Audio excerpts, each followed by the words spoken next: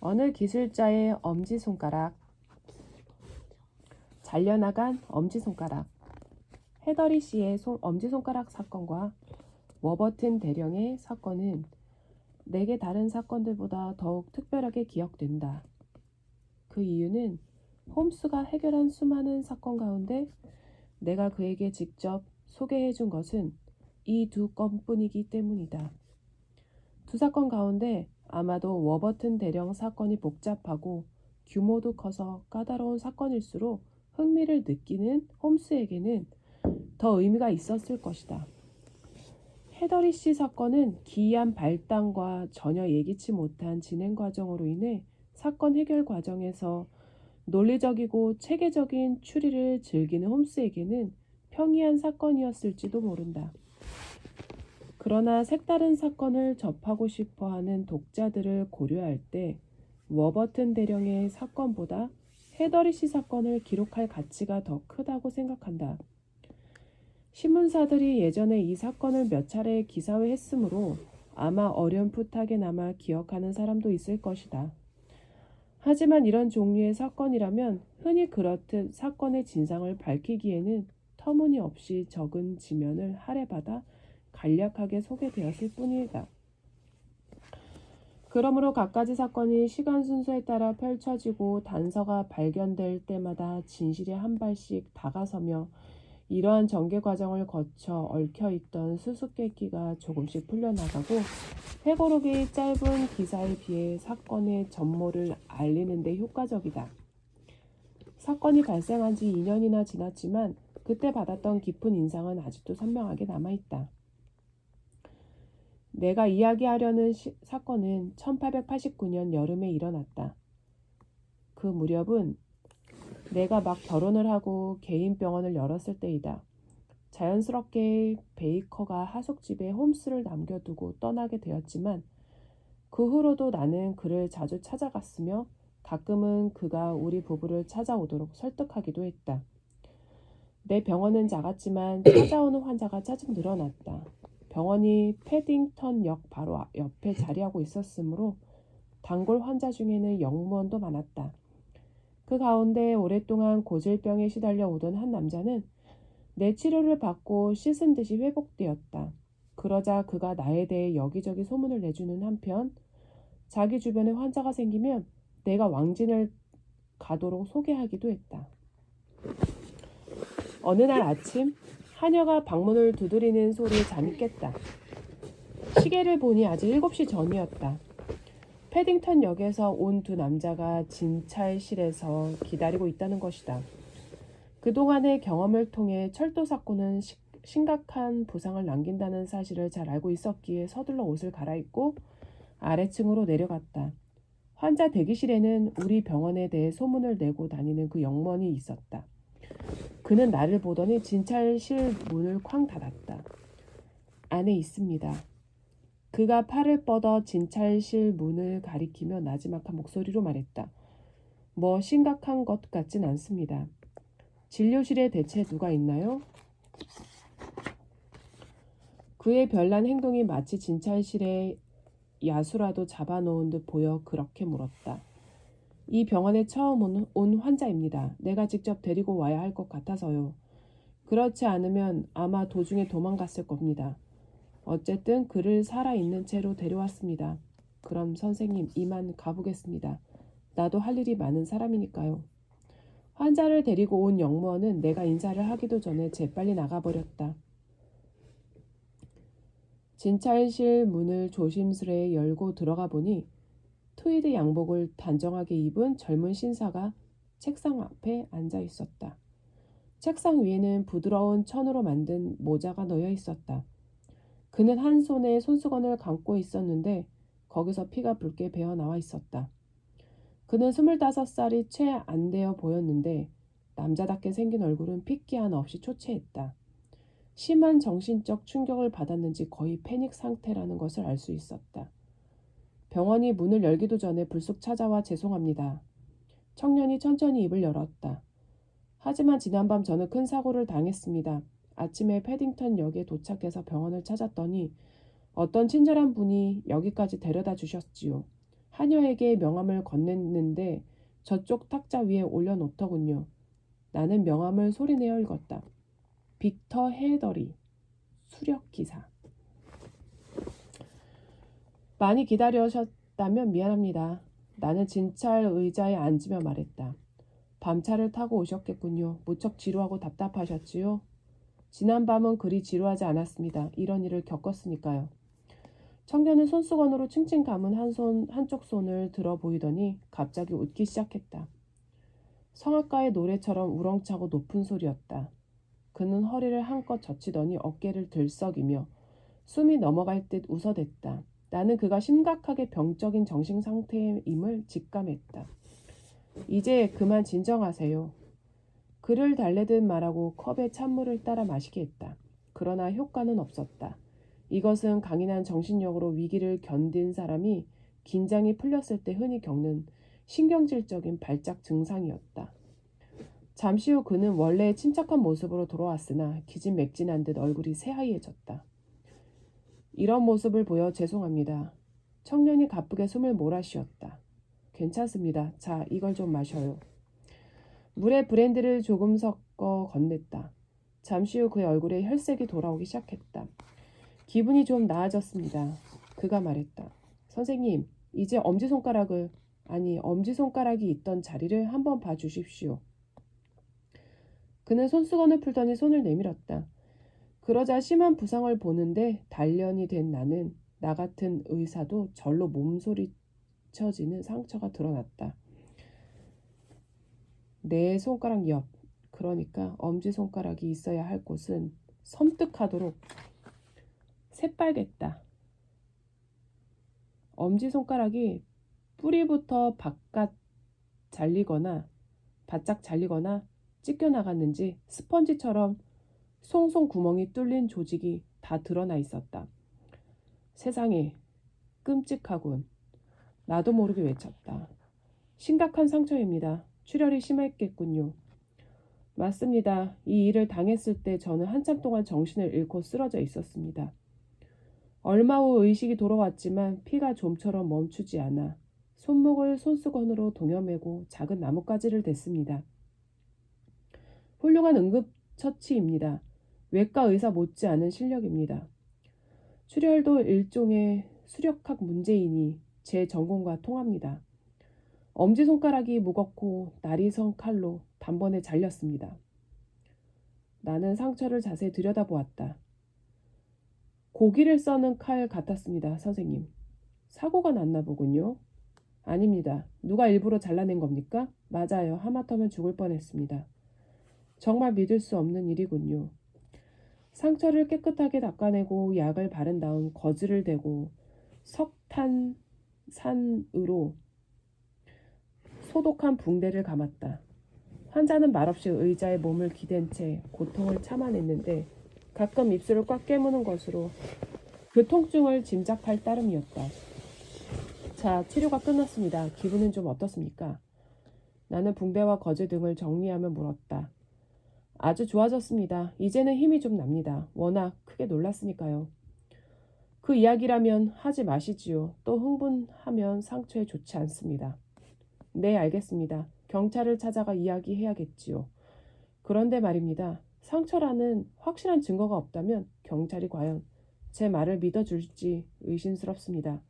워낙 이상한 사건인데다가 증거나 목격자도 없으니까요. 운이 좋아 경찰이 저를 믿어준다 해도 단서를 찾아내기 어려울 겁니다. 과연 이런 짓을 저지른 자를 법정에 세울 수 있을지도 의문입니다. 저런 안타까운 상황이군요. 나는 진심으로 말했다. 그런 까다로운 문제라면 경찰을 만나기 전에 내 친구 셜록 홈스와 이야기해보면 어떻겠습니까? 아, 그분에 대해서 들어본 적이 있습니다. 물론 경찰도 찾아봐야겠지만 그분이 이 사건을 조사해 주신다면 정말 마음이 놓일 것 같습니다. 그분을 소개해 주시겠습니까? 내가 지금 홈스에게 안내해 주겠습니다. 그렇게 해주신다니 정말 고맙습니다. 마차를 부를 테니 타고 갑시다. 바로 출발하면 함께 아침 식사를 할 수 있겠군요. 그런데 좀 움직여도 괜찮겠습니까? 그럼요. 그분에게 제가 겪은 일을 다 이야기하기 전에는 마음이 편해지지 않을 것 같습니다. 마차를 부르도록 하인을 보내겠습니다.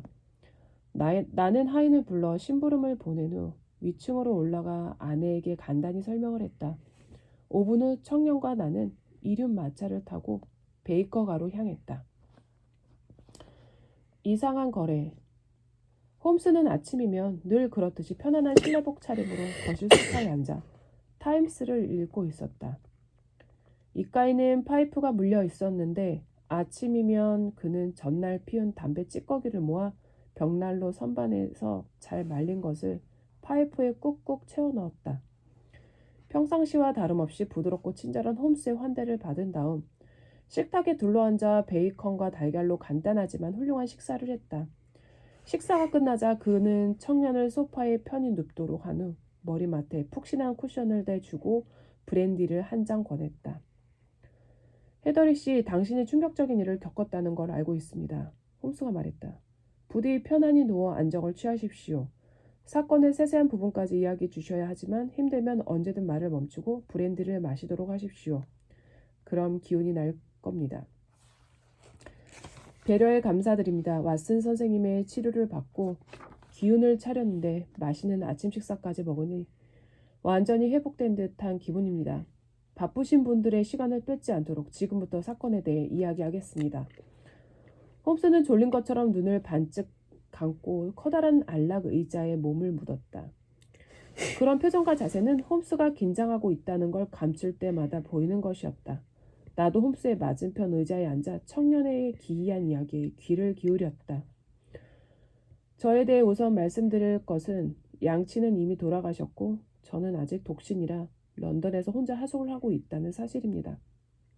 수력 기사로 일하고 있는데 그린위치에 있는 유명한 배너 앤드 메디슨사에서 7년간 견습공으로 일하며 경력도 꽤 쌓았지요. 2년 전 견습 기간을 마칠 무렵 아버지가 돌아가시게 되어 유산을 물려받았습니다. 그 돈으로 사업을 하려고 빅토리아가에 작은 사무실을 차렸습니다. 누구나 사업을 시작한 초기에는 많은 고생을 한다고 말하지만 저는 특히나 잘 풀리지 않았습니다. 2년 동안 제가 맡은 일이라곤 상담 3번, 작은 규모의 일 1번뿐이었습니다. 총 수입은 27파운드, 10실링에 그쳤지요. 아침 9시부터 오후 4시까지 작은 사무실에 우두커니 앉아 있는 것이 하루 일과였기 때문에 나중에는 심각하게 고민했습니다. 사업이란 만만치 않구나. 다른 회사에 취직하면 어떨까 생각하기에 이르렀지요. 그런데 어제였습니다. 사무실 문을 닫으려는데 직원이 들어오더니 한 신사가 일과 관련된 상담을 하고자 찾아왔다고 했습니다. 그가 내민 명함에는 육군 대령 라이센더 스틱이라고 적혀 있더군요. 직원을 따라 그가 들어왔습니다.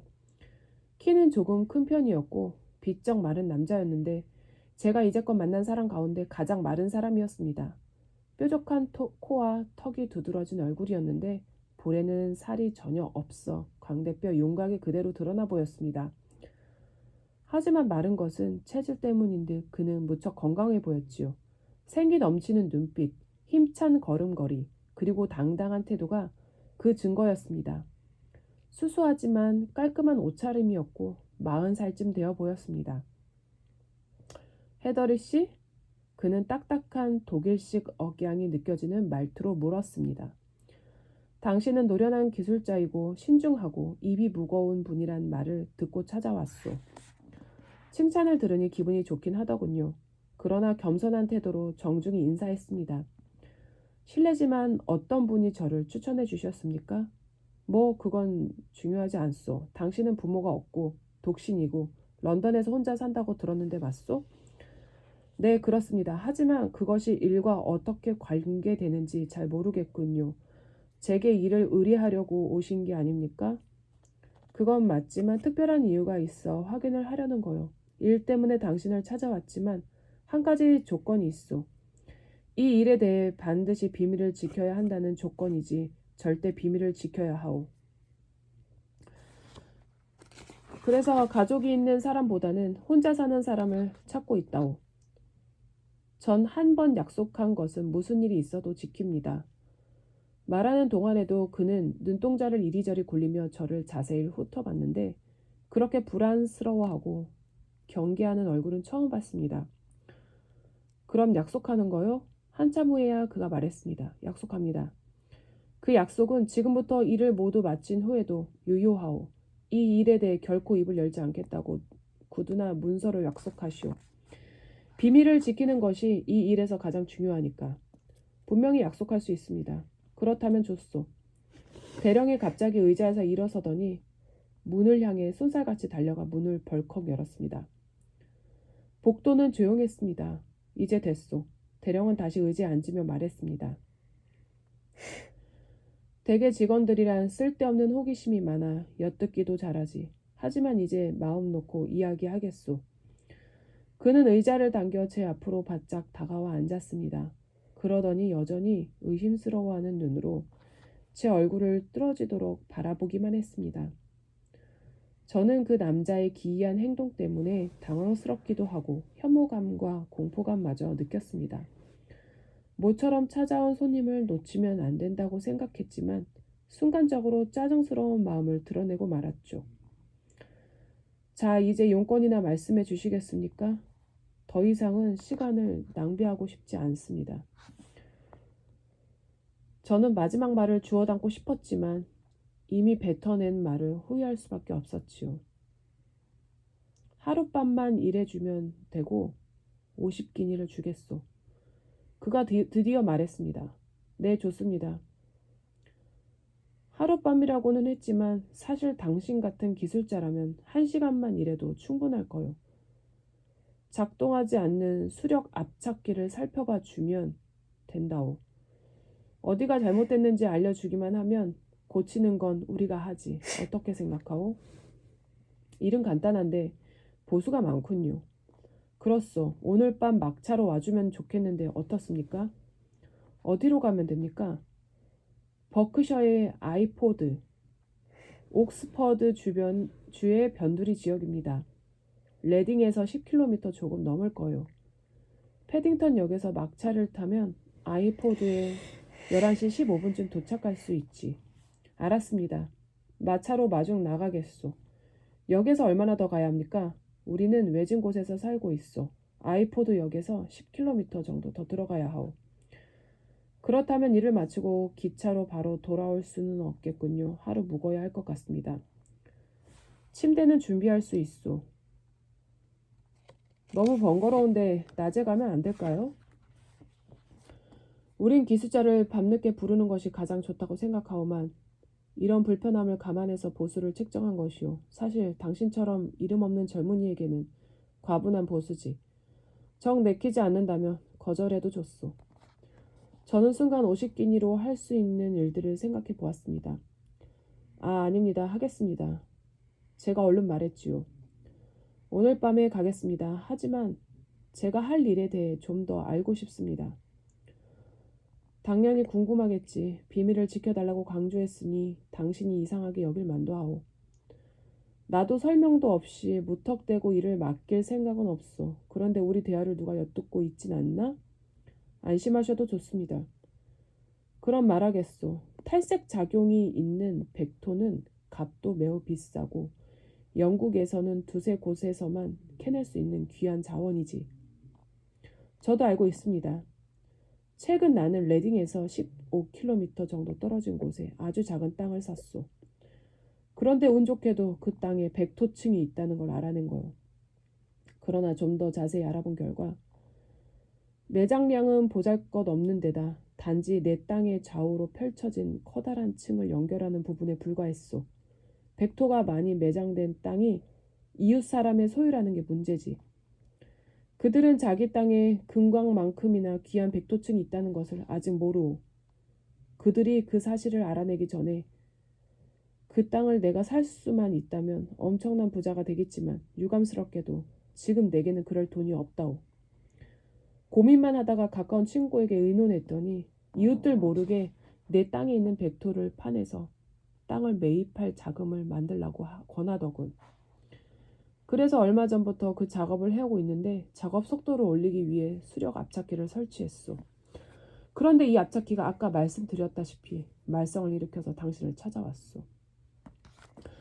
왜 이 일에 대해 절대 말하지 말라고 부탁하는지 이제 이해하시겠소? 수력 기사를 부른 걸 이웃들이 알면 이상하게 생각하고 그 이유를 알아내려 할 거요. 만에 하나 비밀이 탄로나면 땅을 살 수 없게 되지. 그래서 부득이하게 오늘 밤 와달라는 것이오. 이제 모든 의문이 풀렸소? 네, 그렇습니다. 그런데 좀 이해하기 힘든 부분이 있습니다. 벡토를 땅속에서 파내야 할 텐데 그 과정에서 수력 압착기가 왜 필요한 겁니까? 우리가 독특한 채굴 방법을 선택했기 때문이지. 대령은 대수롭지 않다는 듯 말했습니다. 벡토를 벽돌처럼 압축해서 누가 보더라도 그게 뭔지 알아볼 수 없게 만들어 운반하는 방법이라고. 그저 작업상의 한 방법일 뿐이지. 내 이야기는 끝났소. 그럼 11시 15분에 아이포드에서 만납시다. 네, 그때 뵙겠습니다. 이 일에 대해서는 아무에게도 발설해서는 안 돼요. 그는 탐색하는 듯한 눈빛으로 저를 다시 한번 훑어보더니 땀이 배어 축축한 손으로 악수를 하고 황급히 사무실을 나갔습니다. 대령이 나간 후 곰곰이 생각해보니 갑자기 제가 맡은 일이 너무나 기묘하게 느껴졌습니다. 아마 두 분도 그때 제 심정을 이해하겠지만 오랜만에 많은 돈을 벌게 되었다는 기쁨에 들떴습니다. 짧은 시간에 간단한 일을 하고 통상적인 보수의 10배 정도 더 벌게 되었고 이 일을 계기로 앞으로 일이 들어올 수도 있다고 생각했기 때문입니다. 한편 대령의 외모나 태도에서 느껴진 불쾌감이 남아 있었고 백도에 대한 설명만으로는 왜 꼭 한밤중에 일을 해야 하는지 또 이 일을 비밀로 하기 위해 그렇게 노심초사하는 건 왜인지 도무지 이해가 되지 않았습니다. 그러나 불안 따위는 잊어버리고 저녁을 먹은 다음 마차를 타고 패딩턴역으로 갔습니다. 물론 비밀에 대한 약속은 지켰습니다. 레딩에 내린 다음 아이포드로 가는 막차를 잡아 탔습니다. 그리고 마침내 11시가 조금 넘어서야 컴컴한 역에 도착했습니다. 그 역에서 내린 승객은 저 한 사람뿐이었고 졸린 얼굴로 랜턴을 들고 있는 짐꾼이 보일 뿐이었습니다. 두리번거리며 역을 막 벗어나자 어둠 속에서 기다리고 있는 대령을 발견했습니다. 그는 말없이 제 팔을 잡더니 마차에 태웠습니다. 그가 뒤따라 올라탄 다음 마차 문을 닫자 마차는 쉬지 않고 바람처럼 달렸습니다. 말은 한 마리였습니까? 홈스가 갑자기 물었다. 네, 한 마리였습니다. 무슨 색의 말이었나요? 올라탈 때 언뜻 보았는데 밝은 갈색이었습니다. 지쳐 있던 것 같던가요? 아니면 기운이 넘치던가요? 털도 반질반질하고 기운이 넘쳐 보였습니다. 알겠습니다. 말을 끊어서 미안합니다. 이야기가 무척 흥미롭군요. 계속하시죠. 마차는 1시간 넘게 계속 달렸습니다. 대령은 11km쯤 가면 된다고 했지만 마차의 속도와 걸린 시간을 생각하면 20km는 좋게 되는 것 같았습니다. 대령은 묵묵히 옆에 앉아 있었는데 저는 그가 제게서 눈을 떼지 않고 있다는 것을 느낄 수 있었습니다. 아이포드 쪽은 길이 몹시 나쁜지 마차가 옆으로 기울기도 하고 심하게 흔들렸습니다. 바깥 풍경을 내다보고 싶어도 창문이 너무 흐려서 가끔 지나가는 흐린 불빛 이외에는 그 무엇도 볼 수 없었습니다. 불편한 침묵을 참기 힘들어 대령이가 말을 걸어봤지만 그가 마지못해 단답식으로 대답하는 바람에 대화가 되지 않았습니다. 한참 뒤에 거친 시골길이 끝나고 마차는 잘 닦인 자갈길을 부드럽게 달리다가 멈췄습니다. 대령은 마차에서 훌쩍 뛰어내렸고 뒤따라 내린 제 팔을 잡아 끌더니 눈앞에 열려있는 현관문 안으로 데리고 들어갔습니다. 마차가 현관문 바로 앞에 섰고 저는 마차에서 내리자마자 현관 안으로 이끌려 들어갔기 때문에 외관이 어떻게 생긴 집인지 살펴볼 틈도 없었습니다. 제가 문지방을 넘어선 순간 문이 소리를 내며 닫히더니 멀어지는 마차 바퀴 소리가 들렸습니다. 불이 모두 꺼진 집 안은 한치 앞도 볼 수 없을 정도로 어두웠습니다. 대령은 뭐라고 중얼거리며 손을 뻗어 성냥을 찾았습니다. 그때 갑자기 맞은편 문이 열리더니 노란 불빛이 나타났습니다. 빛이 점점 커지더니 램프를 높이 들고 얼굴을 내밀어 우리를 찬찬히 살피는 어떤 부인이 보였습니다. 우아하고 아름다운 부인이었습니다. 램프 불빛을 반사하며 빛나는 검은 드레스도 고급스러운 천으로 만들어진 거란 걸 알 수 있었지요. 그녀는 제가 모르는 외국어를 사용해 질문하는 듯한 말투로 몇 마디 했습니다. 그러자 대령이 무뚝뚝하게 한마디로 대답했는데 그 말에 부인은 소스라치게 놀랐습니다. 대령은 부인에게 다가가 뭐라고 속삭인 후 부인을 방으로 다시 들여보냈습니다. 그런 다음 램프를 들고 제게 걸어왔습니다. 잠깐만 여기서 기다려주겠소? 그가 다른 방문을 열었습니다. 그러자 작고 검소한 방이 보였습니다.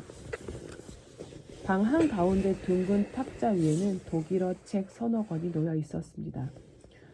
대령은 램프를 문 옆에 오르간 위에 놓더니 금방 돌아오겠소 라고 말한 다음 방을 나갔습니다. 저는 탁자 위에 책을 펼쳐보았습니다. 독일어는 전혀 모르지만 한 권은 과학에 관련된 내용이고 다른 한 권은 시집이라는 건 알았습니다.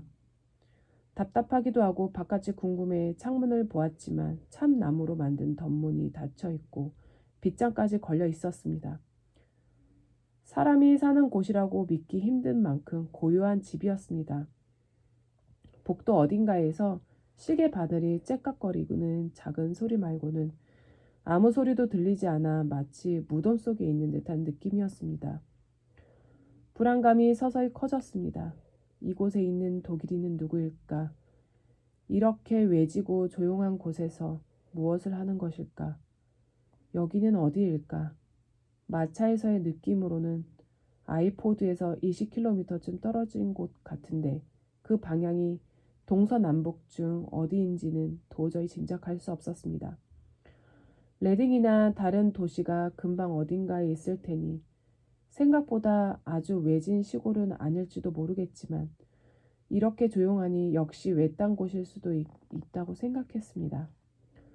불안감을 떨치기 위해 방 안을 서성거리기도 하고 기운을 내기 위해 콧노래를 부리기도 하면서 조금만 더 참으면 50기니를 벌 수 있다고 스스로를 위로했습니다. 그런데 벼랑간 방문이 소리도 없이 천천히 열렸습니다. 아까 본 부인이 음산한 어둠 속에서 나타나 문 앞에 서 있었습니다. 탁자 위에 램프 불빛이 긴장으로 딱딱하게 굳은 그녀의 아름다운 얼굴을 비추었습니다. 그녀가 커다란 공포에 휩싸여 있다는 것을 한눈에 알 수 있었는데 그녀의 공포는 제게도 전해져 등골이 서늘해졌습니다. 부인은 가늘게 떨리는 집게손가락을 세워 입술에 대더니 서툰 영어로 몇 마디 빠르게 속삭였습니다. 그녀는 말하는 동안에도 두려움에 가득한 눈으로 뒤를 자꾸만 돌아보았지요. 나 떠나요. 그녀는 떨리는 목소리를 가다듬어 침착하게 말하려고 애를 썼습니다. 나 떠나요. 당신 떠나야 해요. 그 일 하지 마세요. 그렇지만 부인, 제가 할 일은 하고 가겠습니다. 기계를 본 다음 돌아갈 것입니다. 제가 천천히 또박또박 말했습니다. 그럴 필요 없어요. 부인은 말을 계속했습니다. 이 문으로 나가요. 아무도 못 볼 거예요.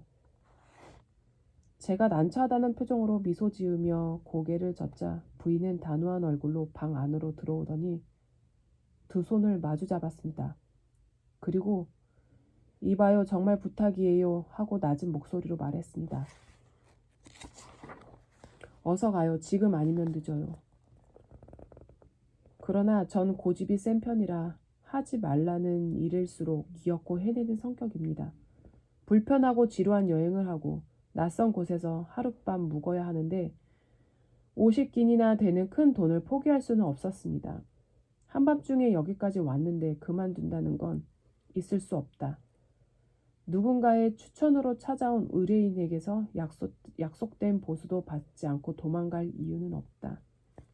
보기와 달리 이 여자는 신경질적이고 예민한 사람인지도 모른다. 등등의 생각 끝에 그대로 있기로 결심했습니다. 무엇 때문인지 공포에 질려있는 부인 때문에 사실 겁이 나긴 했지만 고집을 꺾지 않고 일을 마칠 때까진 여기 있겠다고 확실하게 말했지요.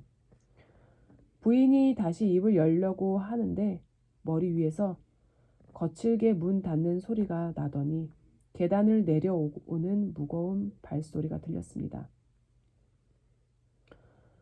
그녀는 석상처럼 잠시 가만히 있더니 어쩔 수 없다는 듯 두 팔을 벌려 보이고는 방문 앞에 나타났을 때처럼 소리 없이 순식간에 사라졌습니다. 잠시 후 대령이 들어왔는데 축 처진 이중턱에 쥐 같은 수염을 기른 남자와 함께였습니다.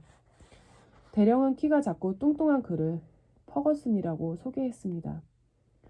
이 사람은 비서 겸 지배인이요. 내가 문을 닫고 간 것 같은데 문이 열려 있군. 아, 방이 좀 답답해서 잠깐 문을 열었습니다. 대령은 의심이 깃든 눈빛으로 저를 흘낏 보았습니다. 시간이 늦었으니 바로 일을 시작할까? 퍼거슨과 함께 기계가 있는 곳으로 안내하겠소. 잠깐만요. 모자를 좀 잡아야겠습니다. 모자는 필요 없을 거요. 기계는 집 안에 있소. 네? 그럼 집 안에 벡토를 채굴하나요? 집 안에서 벡토를 채굴하나요? 그건 아니지. 집 안에서는 단지 퍼낸 흙을 압착할 뿐이요. 하지만 당신이 신경 쓸 일은 그게 아니지 않소. 기계를 점검해서 어디가 어떻게 고장 났는지 알려주기만 하면 일은 끝날 거요. 램프를 든 대령이 앞장서고 그 뒤에는 퍼거슨 씨와 제가 뒤따라가며 계단을 올라갔습니다. 미궁을 떠오르게 하는 좁고 구불구불한 복도가 있는 오래된 집이었습니다. 긴 복도, 좁은 나선형 계단, 낮고 작은 문을 지나쳤는데 그 문의 문지방은 오랜 세월을 못 이겨 움푹하게 달아 있었습니다. 위층에는 나무 바닥이 그대로 드러나 있었고 가구가 하나도 보이지 않았습니다. 벽을 칠한 회반죽도 다 벗겨져 있었고 습기로 인한 검푸른 얼룩들이 가득했습니다. 저는 불안을 애써 감추려 아무렇지 않은 표정을 지으려고 노력했지요. 그러나 조금 전 진심 어린 표정으로 떠나라고 말하던 부인의 모습이 떠올라 두 남자에 대한 경계를 늦추지 않았습니다. 퍼거슨은 말수가 적고 퉁명스러운 사람인데 그의 말 몇 마디를 듣고 그가 영국인임을 알 수 있었습니다. 얼마 후 대령은 어떤 문 앞에 멈추더니 열쇠로 열었습니다. 정방형의 방인데 세 사람이 함께 들어갈 수 없을 만큼 비좁았습니다. 퍼거슨이 문 밖에 서 있고 대령이 나와 함께 방으로 들어갔습니다. 지금 당신은 수압기 내부에 들어와 있어. 만일 이대로 기계를 조작하면 큰일 날 거요. 이 방의 천장이 곧 커다란 피스톤의 밑면인데 수압기를 켜면 천장이 내려와 몇 톤의 엄청난 압력으로 이 방의 방바닥을 누르게 되지. 방의 바깥에는 가늘고 긴 수관이 몇 개 있어서 가해진 수압을 전달하는데 그 구조와 원리는 당신도 이미 잘 알겠지. 기계가 움직이긴 하지만 어딘가 이상이 있어 압력이 충분히 나오지 않소.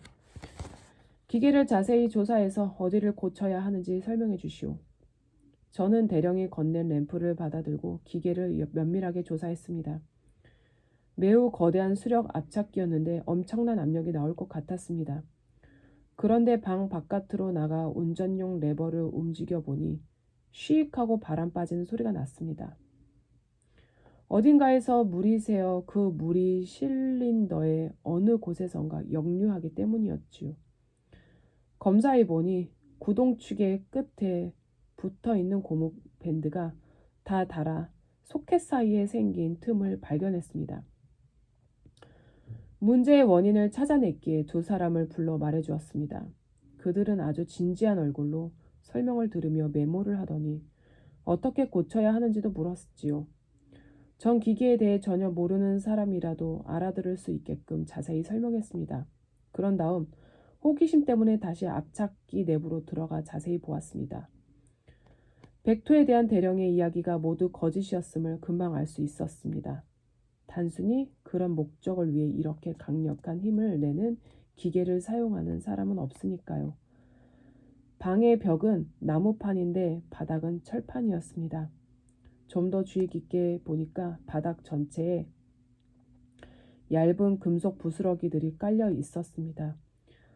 대체 그게 뭔지 궁금해져서 쪼그리고 앉아 금속 부스러기를 만져보고 있는데 독일어로 낮게 외치는 소리가 들려왔습니다.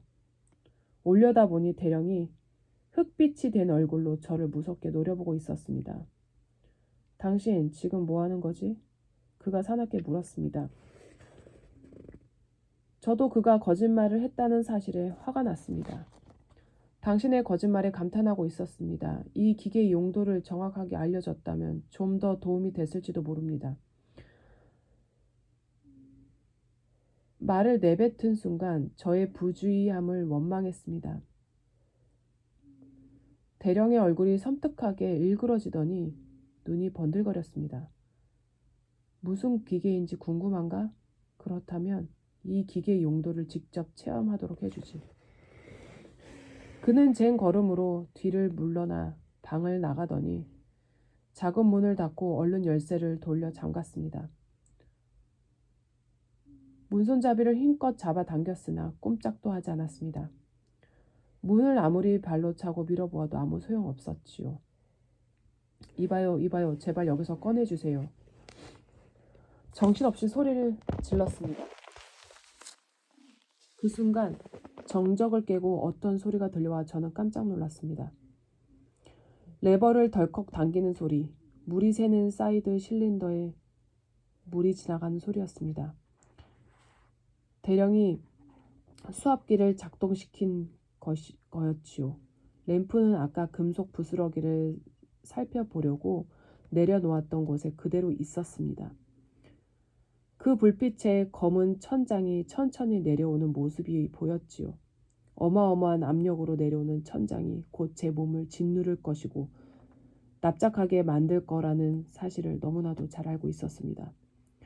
저는 미친 듯이 비명을 지르며 온몸으로 문을 들이받고 열쇠구멍을 손톱으로 쑤셔 보기도 했습니다. 그러나 아무리 목이 터져라 외쳐도 천장이 덜컹거리며 내려오는 소리에 묻혀버릴 뿐이었습니다. 천장은 이제 머리 바로 위까지 내려온 상태여서 손을 뻗으면 천장의 금속 표면에 닿았습니다. 순간 머리를 스치는 생각이 있었습니다. 우습게도 자세에 따라 천장에 눌리는 고통이 달라지지 않을까 하는 것이었지요. 바닥에 엎드려 있으면 압력 때문에 척추뼈가 으스러지는 소리가 날 것이라 상상하니 저도 모르게 몸이 떨렸습니다. 하지만 바닥에 똑바로 누워 있는 것보다는 그 편이 나을 것 같았습니다. 반듯하게 누워 저를 향해 천천히 다가오는 시커먼 천장을 가만히 보고 있기란 불가능했으니까요. 무릎을 굽히고 서 있어야 할 만큼 천장이 내려왔을 때 불현듯 한 줄기 희망이 다가왔습니다. 조금 전 말씀드렸다시피 방의 천장과 바닥은 철제인데 벽은 모두 목재였습니다. 다가오는 죽음의 그림자를 느끼며 물에 빠진 사람이 지푸라기도 잡는 심정으로 사방을 두리번거렸지요. 그때 한쪽 벽에 판자 틈으로 새어 들어오는 희미한 노란 불빛을 보았습니다. 천장의 압력으로 그 판자가 자꾸 구부러지게 되자 틈새는 점점 넓어졌습니다.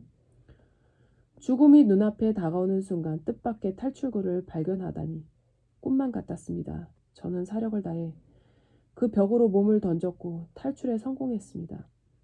거의 정신을 잃은 채 방 밖으로 떨어지고 말았지요. 그렇게 쓰러져 있는데 방 안에서는 램프가 부서지는 소리, 천장과 바닥에 철판이 부딪히는 육중한 소리가 났습니다. 조금만 더 늦었더라면 제가 어떻게 됐을지는 너무나 뻔했습니다. 그런데 누군가 제 손목을 잡아당기는 것이었습니다.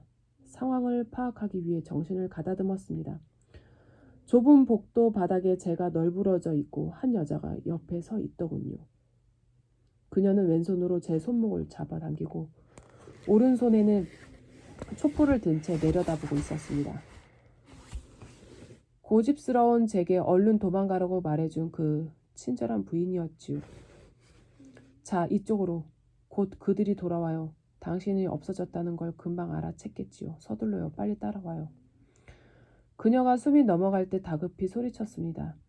이제 그녀의 충고를 따라야 한다는 것을 너무나 잘 알았지요. 휘청거리며 가까스로 일어나 부인을 따라 복도 끝까지 간 다음 계단을 뛰어 내려갔습니다. 그러자 넓은 복도가 나타났는데 달려오는 발소리와 두 남자의 외침이 들려왔습니다. 한 사람은 우리가 있는 층에서 또 한 사람 아래층에서 서로를 향해 소리를 질러댔습니다. 부인은 우뚝 서더니 난감해하며 사방을 둘러보았지요. 그러더니 갑자기 어떤 방의 문을 열었습니다. 넓은 침실인데 큰 창문으로 달빛이 들어와서 방 안이 환했습니다. 도망갈 방법은 이것뿐이네요. 그녀가 간절히 말했습니다. 높긴 하지만 뛰어내려야 해요. 그때 복도 끝에서 불빛이 비치더니 대령이 모습을 드러냈습니다.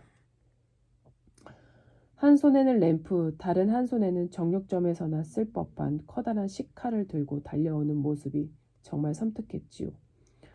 선택의 여지가 없기에 침실로 달려 들어가 창문을 활짝 열고 아래를 내려다 보았습니다. 창문은 땅에서 9m 정도의 높이였고 아래쪽에는 달빛에 하얗게 빛나는 조용하고 아름다운 정원이 펼쳐졌습니다. 주저하지 않고 창틀에 올라섰습니다. 그런데 불현듯 떠오른 어떤 생각 때문에 잠시 주춤했습니다. 저를 구해주기 위해 위험을 감수하는 부인과 죽이려고 달려드는 대령이 어떤 대화를 나누는지 들어야 한다는 것이었지요. 성난 대령이 혹시라도 제 생명의 은인인 부인을 해치려 한다면 당장 달려가 구해내겠다고 마음먹은 겁니다. 하지만 그 순간 대령은 문을 지나 방으로 들어왔고 부인의 앞을 막 지나치려 했습니다. 프리츠, 프리츠. 부인은 대령의 옷소매에 매달려 짧은 영어로 외쳤습니다. 나와 약속했잖아요. 다시는 그런 일이 없을 거라고 했잖아요. 이 사람은 반드시 비밀을 지킬 거예요. 당연히 그럴 거예요. 엘리제, 당신 지금 제정신이요? 대령은 팔을 마구 흔들어 옷자락에 매달린 그녀를 떼어내려 했습니다. 당신은 우리가 끝장나길 원하오? 저자는 모든 걸 봤소. 다른 방법은 없단 말이오. 어서 비키시오. 그는 우악스럽게 여자를 밀쳐내더니 창문으로 달려왔습니다. 그러고는 칼을 힘껏 내리친 것입니다. 저는 언제라도 뛰어내릴 수 있게 창틀을 잡고 매달려 있었는데 미처 피하지도 못하고 당하고 말았습니다. 불에 댄 듯한 통증이 손에 느껴지자 저는 창문 밑으로 떨어졌지요. 충격을 받긴 했지만 다행히 잔디밭에 떨어져 크게 다친 곳은 없었습니다. 그러나 대령이 곧 무기를 들고 금방이라도 나타날 것만 같았습니다. 얼른 일어나 정원의 관목숲 속으로 숨어 들어갔지요. 그곳에서 멀어지기 위해 관목과 장미 덤불을 헤치며 죽을 힘을 다해 달렸습니다. 그러나 얼마 달리지도 못하고 멈춰야 했습니다. 심한 어지럼증과 구토를 참을 수 없었기 때문이지요. 손에 옥신옥신 쑤셨습니다. 그때서야 제 엄지손가락이 완전히 잘려나간 것을 알았습니다. 상처에서는 계속해서 피가 흘렀습니다. 손수건을 꺼내 상처를 동여매려고 했으나 귀 속에서 윙하고 귀 울음이 들리더니 눈앞이 흐려지는 장미덤불에 쓰러지게 됐습니다. 그렇게 쓰러진 채로 얼마 있었는지는 기억이 나지 않습니다. 아무튼 꽤 오랫동안 정신을 잃고 있었을 겁니다. 눈을 떠보니 어느새 밤이 지나고 동이 터오고 있었으니까요. 겉옷은 이슬에 흠뻑 젖어 있고 소매자락은 상처에서 흐르는 피로 흥건히 젖어 있었습니다. 격심한 통증과 함께 간밤에 겪은 일들이 차례로 떠오르기 시작했습니다. 그렇게 잠시 멍하니 누워있다가 아직 그 집을 벗어나지 못했나 싶어 몸서리치며 벌떡 일어났지요. 주변을 열심히 둘러봤지만 그 음산하던 집과 정원은 눈에 띄지 않았습니다. 제가 이른 아침까지 길가에 있는 생나무 울타리 옆에 쓰러져 있다는 걸 알았지요. 길을 따라 20분쯤 걸어가니 멀리 낮고 긴 건물이 하나 보였습니다. 그래서 다가가 보았더니 세상에 그곳이 바로 아이포드역이지 않겠습니까? 이 손에 남은 흉측한 상처만 없었다면 그 공포스러운 모험을 그저 하룻밤의 악몽이라 여겼을 겁니다. 제정신이 아닌 채 터덜터덜 역으로 걸어 들어가 영무원에게 첫 차가 언제 출발하는지 물어보았습니다. 1시간쯤 후에 레딩행 기차가 있다고 하더군요. 기차표를 사고 돌아서는데 마침 어젯밤 보았던 그 짐꾼이 일하고 있는 모습이 눈에 들어왔습니다. 그에게 혹시 라이센더 트릭 대령을 아는지 물어봤지만 잘 모른다고 대답하더군요. 지난밤 역 앞에 대기에 있던 마차에 대해서도 말해봤지만 역시 보지 못했다는 말만 들었습니다. 가장 가까운 경찰서가 어디 있는지 물었는데 5km나 떨어진 곳에 있다고 했습니다.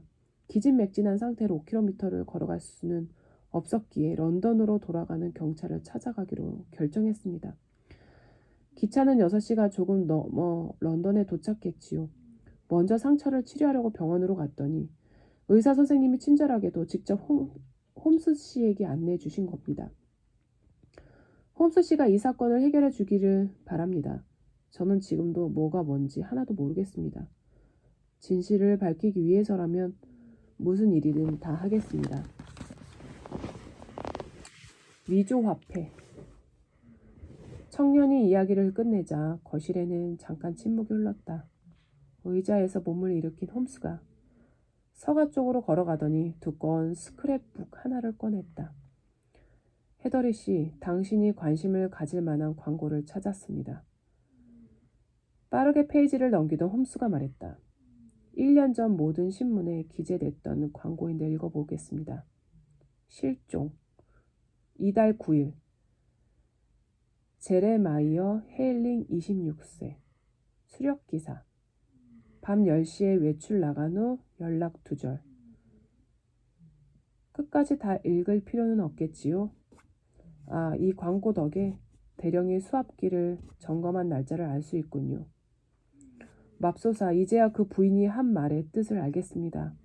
그러고 보니 저는 운이 좋았군요.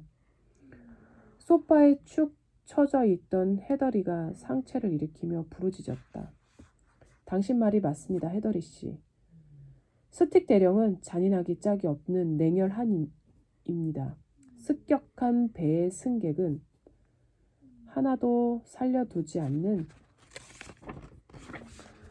무서운 해적처럼 자기 사업의 걸림돌이 될 수 있는 사람은 누구든 제거해버리는 작자입니다. 우리는 어서 움직여야 합니다. 기운을 좀 차렸다면 얼른 떠날 준비를 합시다. 경찰청에 먼저 들러야겠군요.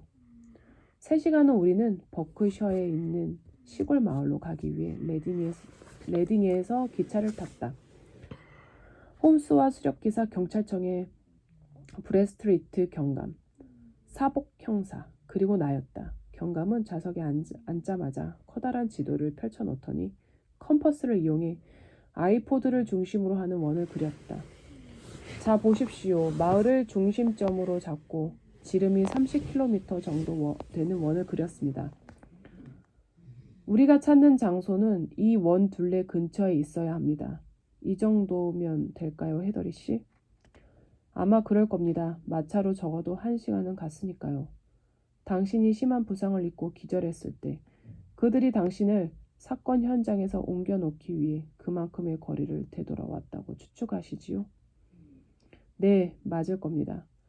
기운을 차린 후 기억을 더듬어 보니 쓰러져 있는 저를 누군가 들어 올려 옮긴 것이 어렴풋하게 생각납니다. 그런데 이해하기 어려운 점이 있습니다. 그들이 정신을 잃은 무방비 상태 헤더리 씨를 정원에서 발견했는데 왜 살려뒀을까요? 아름다운 여인의 간청에 잔인한 대령은 마음이 약해진 걸까요? 모두를 향해 내가 물었다. 곧 모든 게 밝혀지겠지요. 브래드 스트리트 경감이 어깨를 으쓱해 보이더니 말했다. 대령 일당이 여기 원의 어느 부근에 있는지를 먼저 알아놔야겠죠. 그들이 있는 곳을 지도에서 찾아 보여드릴 수 있습니다. 홈스가 여유롭게 말했다. 정말입니까? 홈스 씨는 벌써 추리를 끝내셨나 보군요. 하지만 아직 말하진 마십시오. 우리가 각자가 생각을 말할 테니 당신과 생각이 같은 사람이 누구인지 말해 주십시오. 저는 남쪽이라고 생각합니다. 그쪽 길이 한적하니까요. 브레스트리트 경감이 자신있게 말했다. 제 생각은 다릅니다. 동쪽이 아닐까요? 청년이 얼른 말했다. 저는 서쪽입니다. 그쪽 길에는 언덕이나 산이 없으니까요. 헤더리 씨는 마차가 오르막길을 지났다고 하지는 않았습니다. 사복 형사가 조심스럽게 말했다. 그렇다면 나는 북쪽을 택하겠습니다. 왜냐하면 거기엔 언덕이 없거든요. 헤더리 씨는 시골길의 상태가 나빴다는 말은 했지만 오르막길이나 내리막길에 대해선 말하지 않았으니까요. 내가 홈스를 향해 말했다. 점점 재미있게 되어가는군. 홈스가 눈을 빛내며 빙긋 웃었다. 의견이 완전히 갈렸군요. 여러분도 보다시피 4명이 각각 다른 방향을 가리켰습니다. 홈스 씨는 이 가운데 누구의 추리가 맞다고 생각하십니까? 호기심 어린 표정으로 경감이 물었다. 모두 잘못 생각하셨습니다. 네, 그게 무슨 말입니까? 도저히 이해할 수 없군요. 그렇지만 사실입니다. 나는 바로 여기에 그들이 있다고 생각합니다.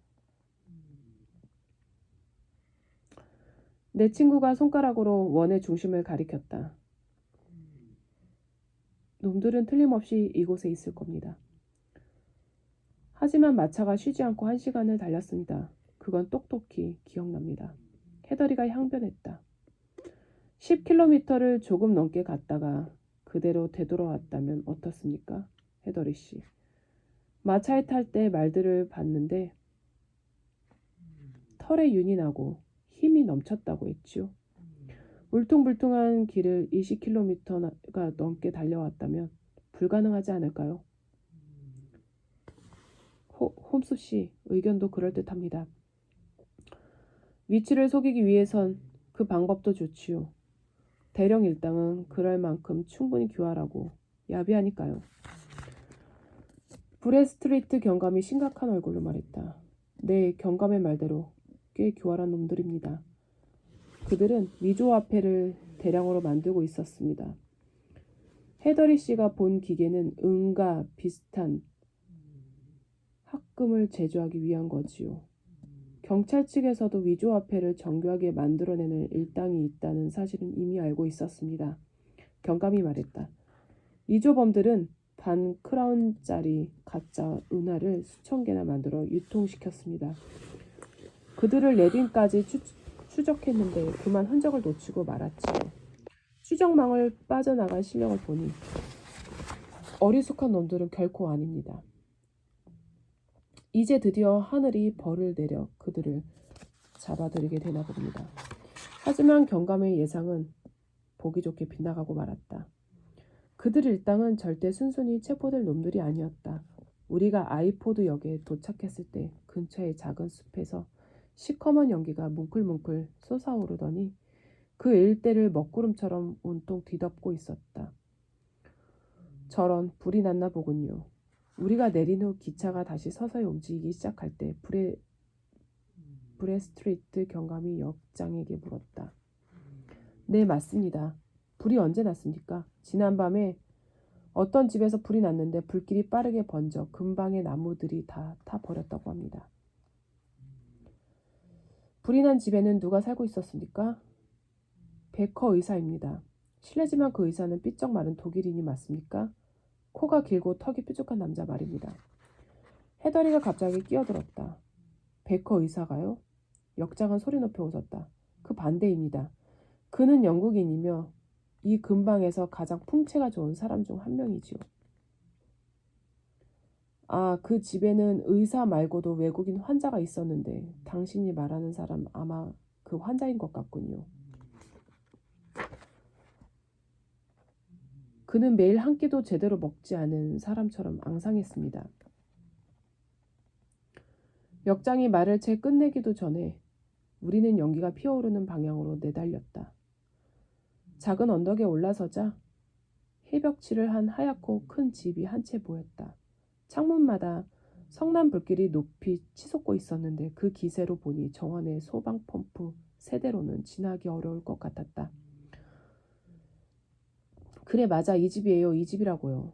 무척이나 흥분한 헤더리가 떨리는 목소리로 외쳤다.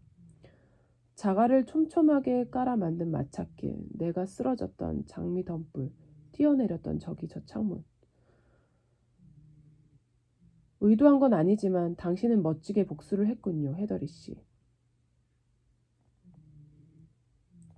당신이 바닥에 내려놓았던 램프가 수압기의 압력을 이기지 못해 부서지면서 나무벽에 옮겨 붙은 불이 화재로 번진 겁니다. 그들은 당신을 뒤쫓는 데만 신경을 썼기에 불이 났는지도 몰랐습니다. 저기 몰려서서 불구경하고 있는 사람 중에 어젯밤에 본 사람이 있는지 주의 깊게 살펴보시지요. 어젯밤 그들이 바로 도망쳤다면 이곳에 없겠지만 말입니다. 불행하게도 홈스의 예상은 적중했다. 그날 이후 선량하고 아름다운 부인, 바싹 마르고 인상이 고약한 독일인, 무뚝뚝하고 땅딸막한 영국인에 대한 소식은 전혀 듣지 못했다. 마을 사람들을 대상으로 탐문수사를 벌인 결과 그날 아침 일찍 4명의 남자들이 커다란 괴짝 몇 대를 마차에 싣고 질풍처럼 레딩 쪽으로 달려가는 것을 한 농부가 목격한 사실을 알아냈다.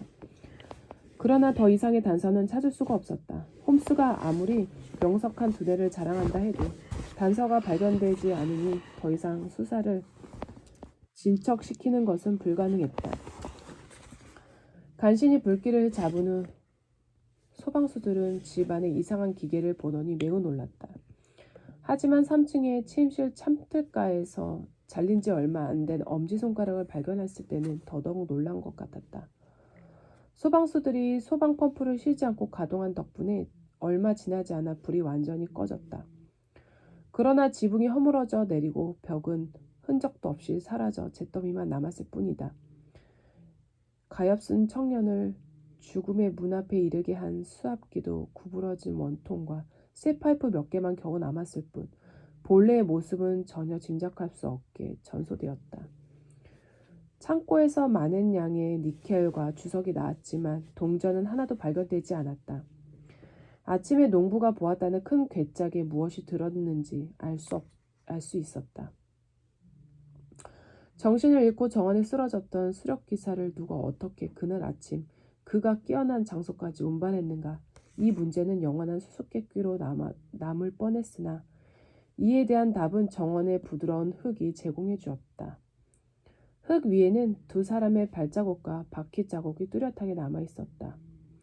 아마 손수레를 이용해 해더리를 옮겨 놓은 듯했다. 발자국 중 하나는 아주 작았고 다른 하나는 무척 컸다. 아마도 독일인 동료만큼 무자비하지 못했던 영국인이 그 부인에게 힘을 빌려줬을 것이다. 그들이 피를 흘리며 기절해 있는 청년을 안전한 곳으로 옮겨다 놓은 것으로 보였다. 아, 이렇게 허무할 수가. 기차를 타고 런던으로 돌아올 때 수렵기사가 혀를 차며 말했다. 돈을 벌겠다는 생각에 이렇게 멀리 왔지만 결국 손해만 잔뜩 봤군요. 멀쩡하던 엄지손가락을 잃었고 50긴이라는 보수도 놓쳤지요. 제게 왜 이런 불행이 닥친 걸까요? 당신은 귀중한 경험을 얻었습니다. 홈스가 따뜻한 미소를 지었다. 이 경험은 앞으로 당신 인생에 큰 도움이 될 겁니다. 사업과 관련된 사람들에게 이 경험을 이야기해 준다면 많은 이들에게 좋은 평판을 듣게 되겠지요. 큰 고난을 잘 견뎠으니 앞으로 사업을 해나가면 어떤 고충을 겪어도 잘 이겨낼 겁니다. 끝.